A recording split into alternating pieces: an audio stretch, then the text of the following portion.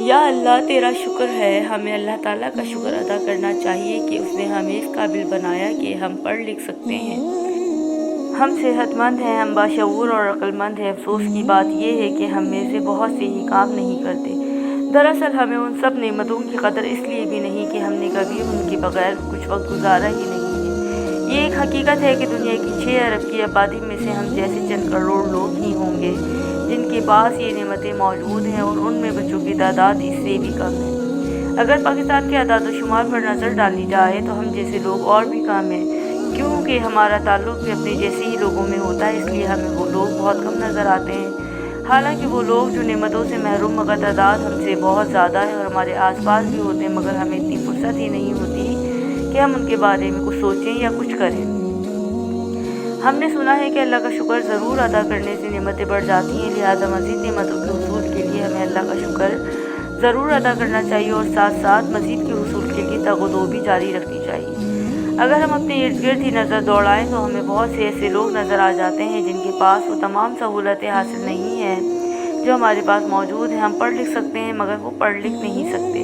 ہم اچھے اسکولوں کالجوں میں تعلیم حاصل کر رہے ہیں مگر بہت سے بچے صرف اس لیے اس نعمت سے محروم ہیں کہ ان کے پاس وسائل نہیں ہیں۔ ہم اپنے اسکولوں کالجوں اور اکیڈمیز میں ہزاروں روپے فیس ادا کر کے تعلیم حاصل کرتے ہیں۔ کیا ایک غریب بچہ جس کے پاس تعلیم حاصل کرنے کے وسائل ہیں ہی نہیں اسے تعلیم حاصل کرنے کے لیے کچھ وسائل فراہم نہیں کر سکتے؟ ایسے بچوں کو کم فیس والے اسکول میں بھی داخلہ دلوایا جا سکتا ہے، یا اسے کتابیں خرید کر دی جا سکتی ہیں، یا کسی اور طریقے سے اسے تعلیم کی طرف راغب کیا جا سکتا ہے۔ اسی طرح ہم اپنے علاج کے لیے مہنگے سے مہنگے اور بڑے سے بڑے ڈاکٹر کے پاس جاتے ہیں اور پھر مہنگی سے مہنگی دوائی تجویز کراتے ہیں، اور بعض اوقات وہ ادویات استعمال تک بھی نہیں کرتے۔ جبکہ دوسری طرف ہمارے گھر کے ہی آس پاس ایسے لوگ بھی موجود ہیں جن کے پاس مہنگی دوائی تو دور کی بات ہے، سستی دوائی بھی خریدنے کے لیے وسائل نہیں ہوتے۔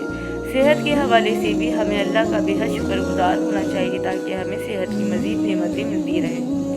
اس وقت بچوں کی عالمی ادارے یونیسیف کا کہنا ہے کہ دنیا بھر میں 14 کروڑ بچوں کی زندگیوں کو سخت خطرات لاحق ہے۔ یہ بچے وٹامن اے کی شدید کمی کا شکار ہیں جس کی وجہ سے انہیں اندھے اور بہرے پن کے ساتھ ساتھ موت کے خطرات بھی لاحق ہیں۔ 14 کروڑ کی تعداد کم نہیں ہے۔ کئی ملکوں میں آبادی 14 کروڑ سے کم ہے۔ ایسی خوفناک صورتحال اس سے پہلے بھی دیکھنے میں نہیں آئی۔ وٹامن اے کی کمی کتنی ہے اور کس کس کو اس کا علم تو ہمیں ڈاکٹر کے پاس جا کر ہی ہوگا۔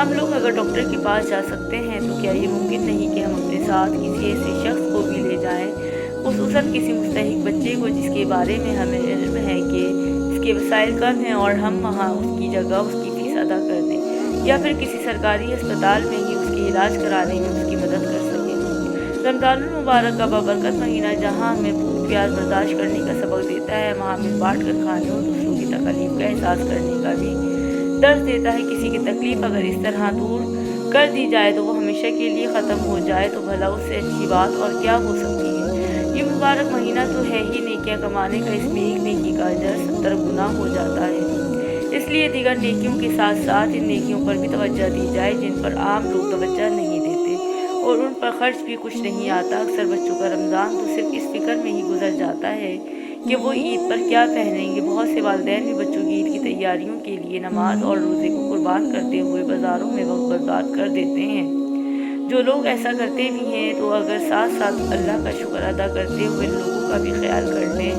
جو یہ سب کچھ نہیں خرید سکتے، اگر 10,000 روپے کی خریداری اپنے بچوں کے لیے کی ہے تو 1,000 روپے کی خریداری کسی غریب کے بچے کے لیے بھی کر لیں اور اسے تحفہ دیتے ہوئے تاکید کریں کہ اللہ کا شکر ادا کریں۔